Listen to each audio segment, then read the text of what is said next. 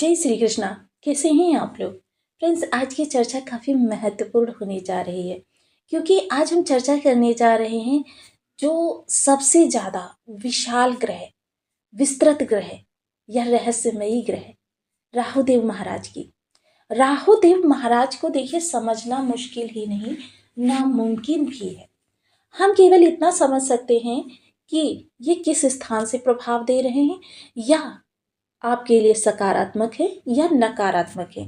ये कितना देंगे इतना तो राहु को भी नहीं पता होता, क्योंकि अगर कुंडली के मध्य में 9 ग्रहों में से किसी ग्रह की सबसे ज़्यादा देने की स्थिति में बात आती है, सबसे जल्दी देने की स्थिति में बात आती है, तो वहाँ पर राहु और द्वितीय नंबर पर शनि। लेकिन दोनों के प्रभावों में अंतर आ जाता है।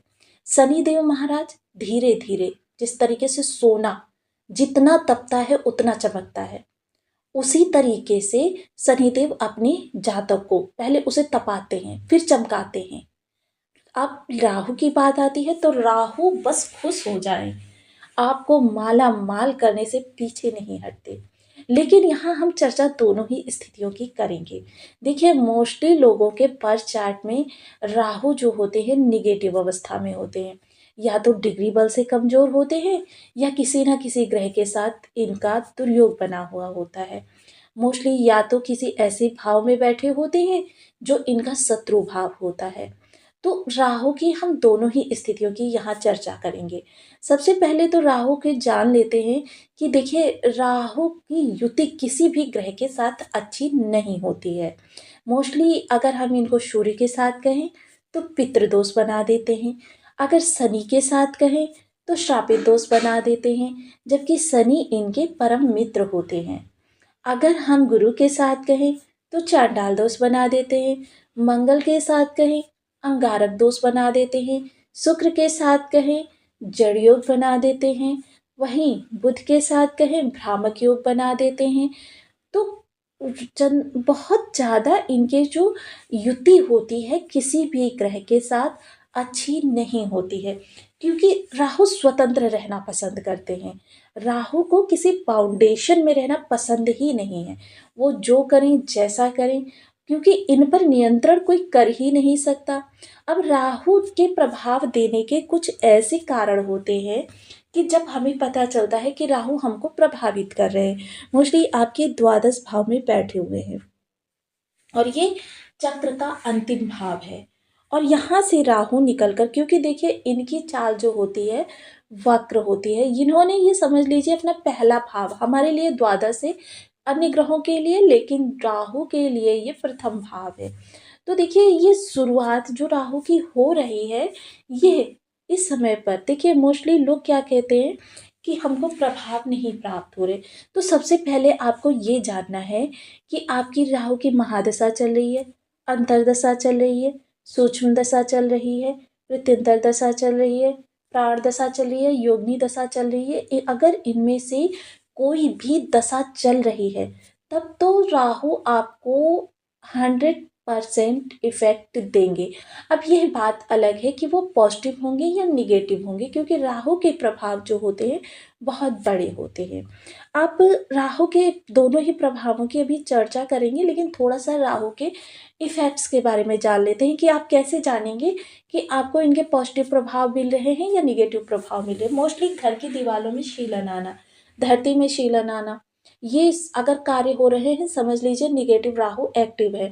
वॉशरूम वगैरह से बदबू आना, निरंतर बदबू आना, स्मेल किसी भी प्रकार की, ये निगेटिव राहु आपको इफेक्ट कर रहे हैं।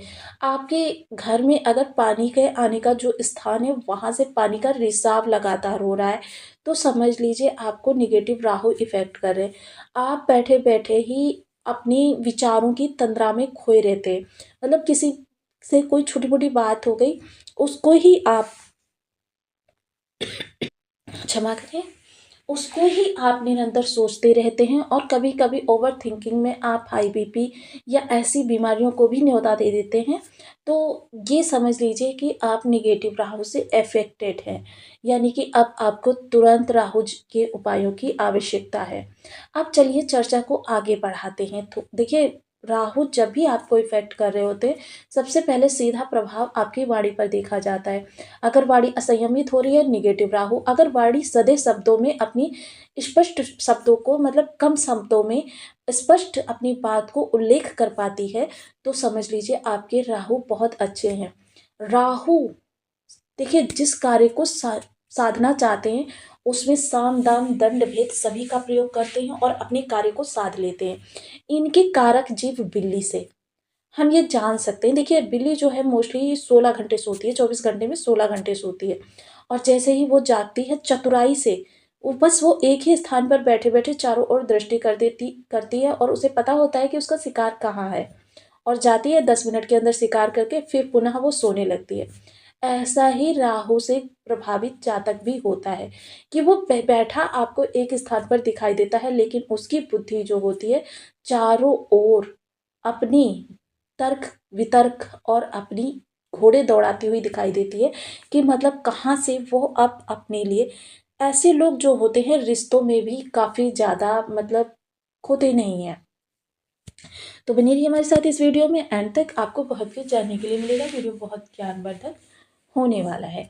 यदि आपकी लग्न में कुंडली के प्रथम भाव में 12 नंबर बना हुआ है तो ये राशिफल आपके लिए है। यदि कुंडली में कहीं भी चंद्रमा के साथ 12 नंबर बना हुआ है तो ये राशिफल आपके लिए है। कुंडली ना होने की स्थिति में आप इसे नाम राशि से भी देख सकते हैं। यदि अभी तक आपने अपने इस चैनल को सब्सक्राइब नहीं किया है तो प्लीज़ सब्सक्राइब कर लीजिए, वीडियो को लाइक कर दीजिए, चैनल को शेयर कर दीजिए। इससे होगा क्या कि हमारे आने वाले हर वीडियो की नोटिफिकेशन मिल सकेगी आपको सबसे पहले। एक प्यारा सा कमेंट करना बिल्कुल ना भूलें। कमेंट से हमें बहुत मोटिवेशन मिलता है, हौसला मिलता है और ये पता चलता है कि आप और क्या जानना चाहते हैं। देखिए, अब ये जो हमने दशाओं का पीछे उल्लेख किया है, वहाँ पर मैं एक चीज़ बताना आपको भूल गई। जैसे कि देखिए, हम डिग्री बल की जब चर्चा करते हैं तो यहाँ पर महादशा और अंतरदशा का भी एक परसेंटेज होता है। महादशा जो होती है वो आपको पूरे 18 वर्ष तक प्रभावित करती है, और 18 वर्ष यानी कि 70% महादशा के ग्रह का प्रभाव रहता है। जिस ग्रह की महादशा चल रही होती है 70% आपकी लाइफ जो होती है उस ग्रह से प्रभावित होती है। 30% में 20 to 25% जो होता है वो होता है अंतरदशा का इफेक्ट। बाकी जो ये 10% बच जाता है उसमें योगिनी दशा, प्रत्यंतर दशा, प्राण दशा, सूक्ष्म दशा, इन दशाओं का उल्लेख होता है। तो मोस्टली हम ये मान सकते हैं कि सबसे ज़्यादा प्रभावित हमको जिस ग्रह की हमको महादशा चल रही होती है वह ग्रह करता है। तो ये बहुत ज़रूरी है जानना कि हमको सबसे ज़्यादा किस ग्रह के प्रभाव मिल रहे हैं। मोस्टली उसी ग्रह के, क्योंकि जिस ग्रह की महादशा चल रही होगी उसी ग्रह को हमें सबसे ज़्यादा फोकस करना चाहिए, तभी हम जीवन को अपने सुखमय बना सकते हैं। राहु द्वादश भाव में बैठे हैं, ऐसे में अगर आपके सामने अनावश्यक खर्च ज़्यादा आ रहे हैं तो समझ लीजिए राहु आपको नेगेटिव इफेक्ट कर रहे हैं। लेकिन अगर आपके पास आने वाला धन खर्च जो व्यर्थ का खर्च होता है, जैसे रोजमर्रा की ज़रूरतें या जो आपकी आवश्यकताएं होती हैं उनकी पूर्ति के बाद अगर आपका बचा हुआ धन इन्वेस्टमेंट में जा रहा है, तो या किसी कीमती निधि को खरीद रहे हैं, या प्रॉपर्टी वगैरह में आप इन्वेस्टमेंट करें, तो फिर समझ लीजिए कि आपके यहाँ पर राहु पॉजिटिव है। क्योंकि राहु आपकी फ्यूचर की भी सारी समस्याओं का समाधान कर देते हैं। राहु बहुत तेज तर्रार ग्रह हैं और जिस स्थान पर बैठते हैं वहाँ से संबंधित आपके जीवन के समस्त परेशानियों का निवारण कर देते हैं। अब देखिए, राहु यहाँ पर अगर आपका कोर्ट कचहरी महकमा है उसको भी अपनी तर्क बुद्धि से बिल्कुल समाप्त कर देंगे कि आप बिल्कुल टेंशन फ्री लाइफ रिलैक्स कर सकें। वहीं अगर चर्चा करें विदेश से जुड़े हुए कार्य, तो देखिए चुटकियों का काम होता है राहु के लिए। अगर ये कार्य आपके पेंडिंग में चल रहे हैं या होल्ड पर हैं तो फिर समझ लीजिए यहाँ पर निगेटिव राहु आपके एक्टिवेट है। लेकिन अगर ये कार्य आपके बस अप्लाई करते ही सुचारू चलने प्रारंभ हो जाते हैं, मान लीजिए थोड़ा बहुत अगर इश्यूज आता है तो वो सॉल्व भी हो जाता है, तो फिर कोई दिक्कत की बात नहीं। लेकिन अगर यहाँ पर होल्ड पे है या पेंडिंग में लग गया है तो फिर समझ लीजिए निगेटिव राहु आपको इफेक्टिव कर रहे हैं। आपको तुरंत इनके उपाय की आवश्यकता है। पंचम दृष्टि शुभ भाव पर जा रही है। अगर घर के लोग एक दूसरे का सहयोग कर रहे हैं, एक दूसरे के बिना कहे उसकी मदद को तत्पर रहते हैं, तो समझ लीजिए कि आपके राहु बहुत अच्छे प्रभाव आपको प्रदान कर रहे हैं। लेकिन वहीं अगर घर के लोग एक दूसरे से बात करते ही कलह का वातावरण उत्पन्न कर देते, समझ लीजिए निगेटिव राहु इफेक्टिव है। माता के साथ मिसअंडरस्टैंडिंग बनी रहती है या माता आपकी बात को समझ नहीं पाती हैं, स्वास्थ्य से पीड़ित रहती हैं, नेगेटिव राहु।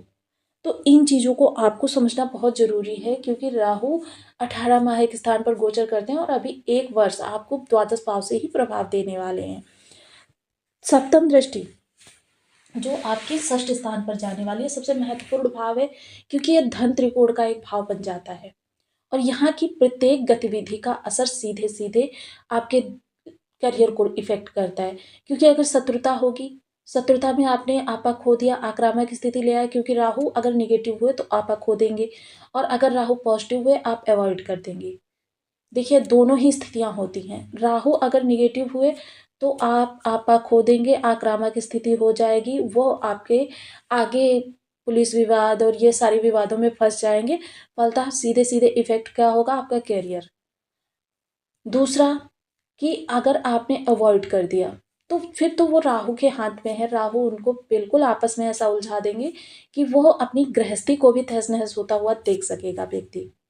वहीं अगर हम ऋण की बात करें तो अगर आपने ऋण लिया, उसको अनर्गल कामों में वेस्ट कर दिया, आप उसकी भरपाई नहीं कर रहे, मसलन आप आने वाले कई सालों की अपनी इनकम को वहाँ पर सेटल करने वाले हैं, तो फिर समझ लीजिए ये आपके निगेटिव राहु हैं। लेकिन आपने अगर धन लोन में लिया और उसको सही जगह पे इन्वेस्ट किया, फलतः आप तुरंत उस लोन की भरपाई कर देंगे और फिर आपको भविष्य में कभी भी इस तरीके की कोई प्रॉब्लम नहीं आने वाली। ये पॉजिटिव राहु होते हैं। वहीं अगर हम चर्चा करें कि आपके कंपटीटर, अगर कंपटीटर आपसे ज़्यादा बलवान है, उसकी तर्क बुद्धि ने आपको डिफीट कर दिया, मतलब आपके निगेटिव राहु। क्योंकि आप वो चीज़ें ढूंढते हैं जो चीज़ें आपके किसी काम की नहीं है।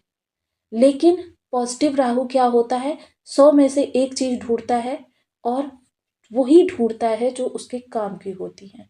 पॉजिटिव राहु यानी वो किसी भी कंपटीटर को स्वयं से आगे जाने ही नहीं देता है।